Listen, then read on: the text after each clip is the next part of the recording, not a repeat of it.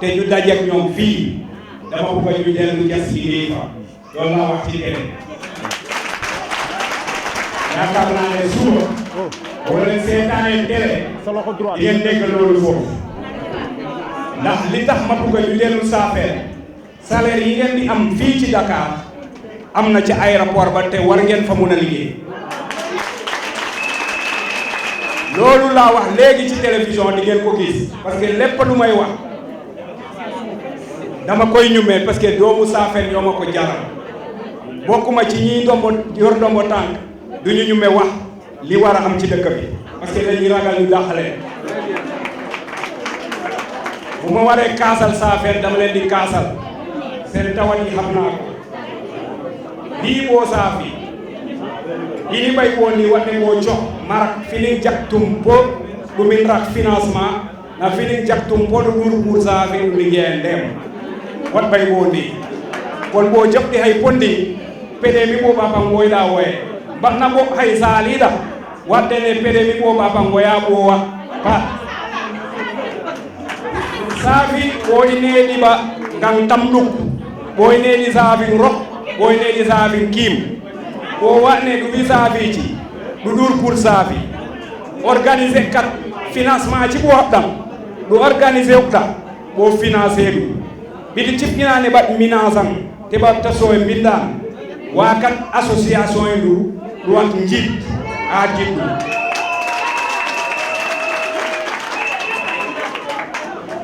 ɓiɗi cifɗinane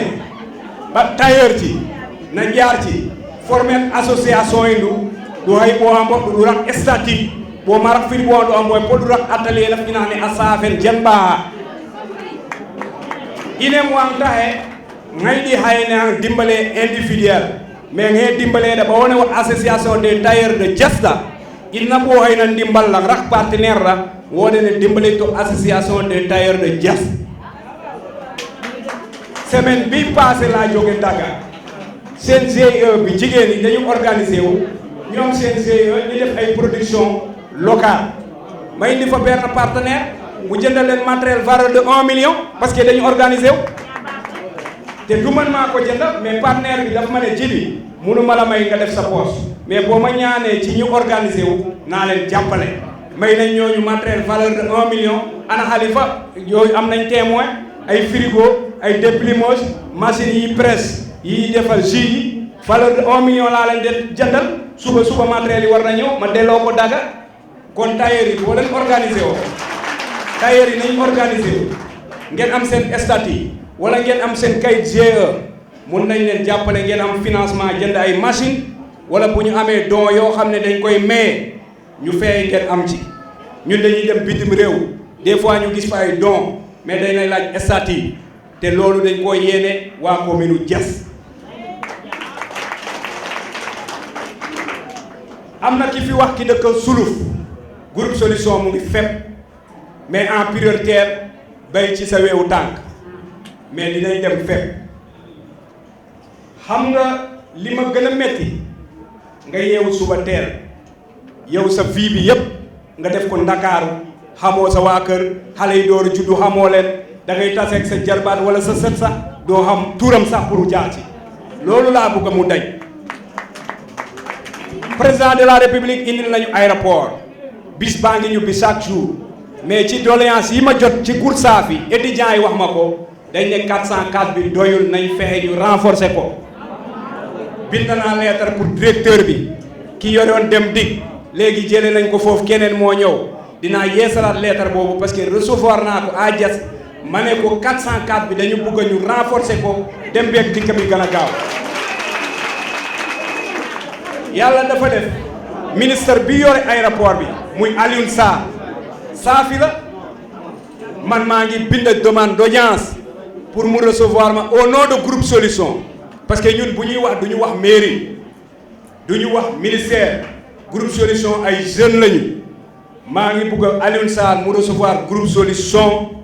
ñu mun a fexe toog ñu xool problème mu aéroport bi ak nan la ñuy renforcer piste bi comme ça ñubbi bi mu gën a yomb lundi bee passé gis ngeen ma 2STV la ma fa wax ku seetaan 2S am nañu ko fi gis man dama wax ne waa Diass gisuñ seen bopp ci aéroport bi man Djily maa ko wax keneen ku bugg a jàppale Diass waxal li Djily wax bul ñëw rek ne da ngay critiquer mairie te am na yoo xam ne état bi la man am na projet bi ma bind Koursaafi tey dañoo am problème ndox moo tax may def ci teen yi tey jii waroon nañu am manqué nañu ñeenti forage Koursaafi ñeenti forage yooyu Diass léegi forage bi antalatul liñ ko yenn ñii buñ taalee suba si ngoon si ñuy taal dañ fa soxla benn forage paaki buubu benteñe kandam toglu dañ leen gàndu dañ leen boole benn forage boo xam ne antalul loolu état bi def na fa forage bi mais ñun zone boobu dañ buggaat beneen forage pour paaki ak buubu génn ci forage boobu loolu mooy deuxième forage danga xool ba dañ fa buggaat beneen forage parce que amul forage industrie yaa nga fa mais amuñu forage dañu war a am forage te forage li muy yenu dafa bëri Kirène Bandiack Doobu ñoo bokk benn forage ñii buñ taalee le matin ñii taal le soir dañu soxlewaat foofu beneen forage loolu ñeenti forage yooyu Macky Sall bu ñu dimbalee bu ñu am ko ñun Koursaafi dinañ ko gën a jàppale parce que ñun léegi weesu nañu fi ngay rangee ndox dama war a toog sama salle de bain ma taal robinet bi muy xelli mais bu fii may toll nii ci suba sama jabar dafa yéegal ay bidon ndox pour ma sang bugguma ko def man keese ma bàyyi ñeneen ñi mais am naa capacité ma def forage sama néeg mais ñi nga dëkkal lan la ñuy wax kon Koursaafi ku ko bëgg na seet tawatu Koursaafi mu di ci wax di ci dox comme ni waa groupe solution di ci doxee ñun xam nañ ne ci Koursaafi carrière yi ñu wër duñ fa fay impôt usines yi ñu yor